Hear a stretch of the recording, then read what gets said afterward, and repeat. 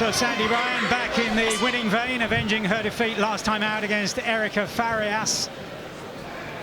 Another Argentine, another former world champion in opposition here tonight in Anahi Sanchez.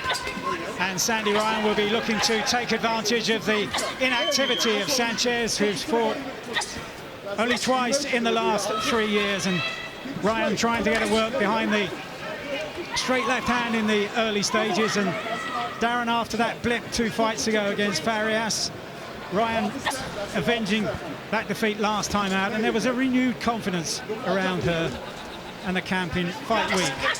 And a real show of maturity coming back and performing the way she did. And I think a similar performance is required against Sanchez, who you just need to look at her record. 13 knockouts, wealth of experience, former champion. She really does pack a punch, so wouldn't be wise for Sandy to exchange with Sanchez. So I think she needs to be smart, get behind that crisp jab of hers. This is good stuff, forcing Sanchez back onto the ropes.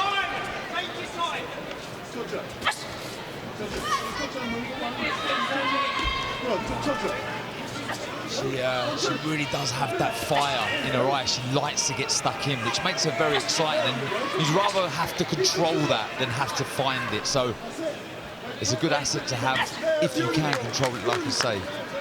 Applause from Mitchell in the corner there as Ryan just clipped Sanchez on the way in with an uppercut, and that off the back of another solid left-hand jab. She's worked well with that jab over the course of the first 3 minutes of the fight so far. And that's the amateur pedigree coming into play. The Commonwealth Games gold medalist in 2018, silver medalist at the World Championships back in 2014. The variation with the footwork as well, Mike's been impressive, moving either way, not being predictable, moving one way. Someone with the experience of Sanchez. She'll read that rhythm if you one pace. That was a lovely left to the body from Sandy Ryan, just missing with the right uppercut. This is good work on the back foot. Covering up well on the ropes, Ryan, and then flicking out that left hand once again. That could be absolutely key to her success over the course of this fight. Not just in terms of scoring, but in terms of frustrating the Argentine on her way in.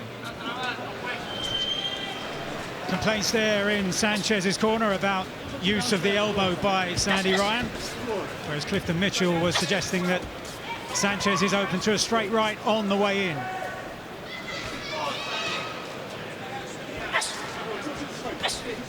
Busy, relentless in her attacks is Sanchez, with an unusually high stoppage record in female boxing.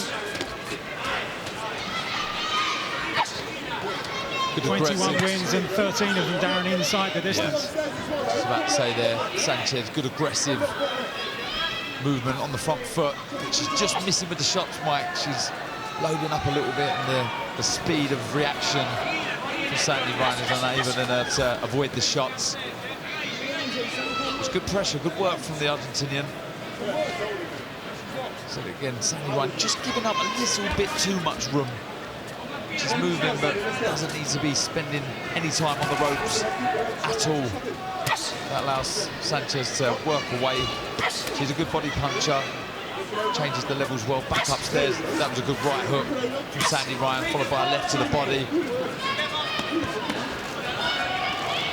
Chantel Canberra managed to floor Sanchez with a left hand to the body as Ryan now follows up strong shots to the head, with Sanchez forced to cover up on the ropes. Half a minute ago, big right hand though from Sanchez. She's had success with that earlier on in the contest, and that for her was the best of the contest so far. Oh, she took that really well, Sandy Ryan. That was a lovely shot by Sanchez. Big overhand right on the point of the chin.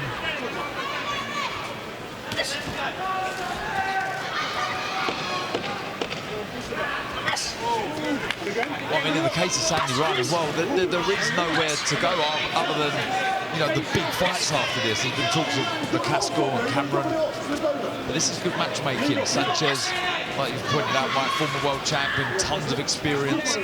Should be learning an awful lot in there, Sandy Ryan. That was a lovely left to the body, working well here, looking spiteful, aggressive. Sandy Ryan starting to hold her feet a little bit more.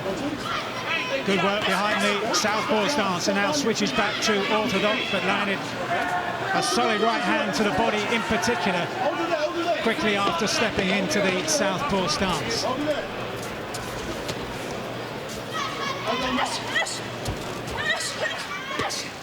Turning southpaw against Sandy Ryan, landing that right hook.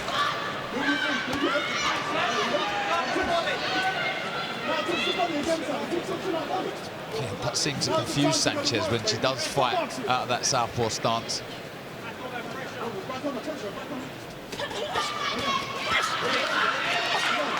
She's up in the tempo here, Sandy Ryan walking onto a right hand though. And just a few gasps at ringside as that shot landed, and once again Sanchez is getting through. The Argentine is second best at medium and long range, but when Ryan chooses to mix it, Sanchez enjoys the company. 40 seconds to go in round 7. Brilliant action, Mike. Really, really good stuff from both females. Letting the hands go, emptying the tank.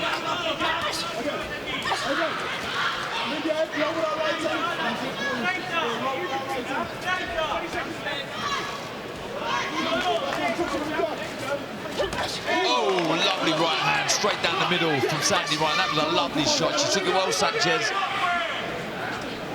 Sandy Ryan forcing Sanchez back, just missing with the left to the body, but really sinking these shots in now, Sandy Ryan.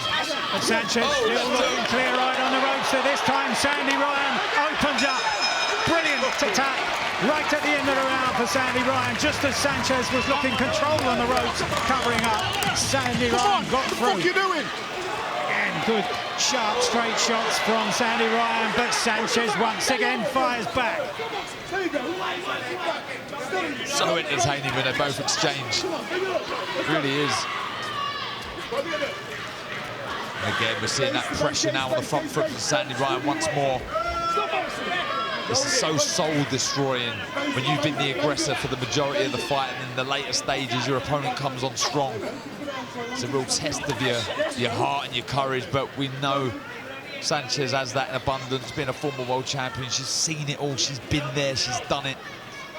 So she'll try and ride this storm, but again, impressive stuff from Sandy Ryan. And then the ongoing debate around whether women should be boxing 2 or 3 minute rounds, and this is a good attack once again from Sandy Ryan. It's this kind of action we see in 2 minute rounds, and Sanchez is forced to cover up. 45 seconds to go in the 9th round, and for the first time the Argentine shows signs of wilting.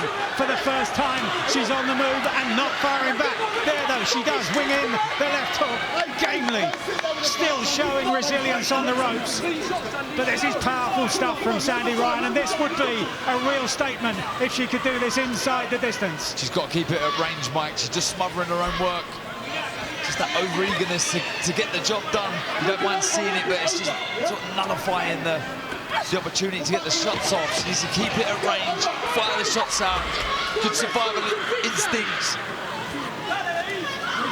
Making Sanchez miss and then attempting immediately to make her pay. Switching once again to the southpaw stance and firing in those shots to the body.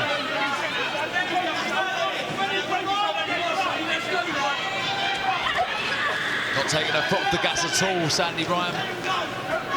Still letting her hands go. Sanchez bravely coming forward, but missing with the shots. I have to say, Mike, I've been so impressed with Sandy Ryan. I think that's the best performance I've seen of Sandy in the pro ranks.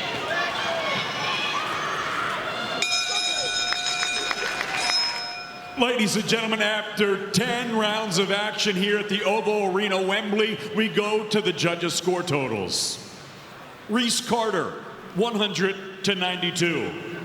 Jurgen Langos, 99-91. Ansi Pereyoki, 98-92. All 3 for your winner by unanimous decision. And still, the WBC International Super Lightweight Champion, Sandy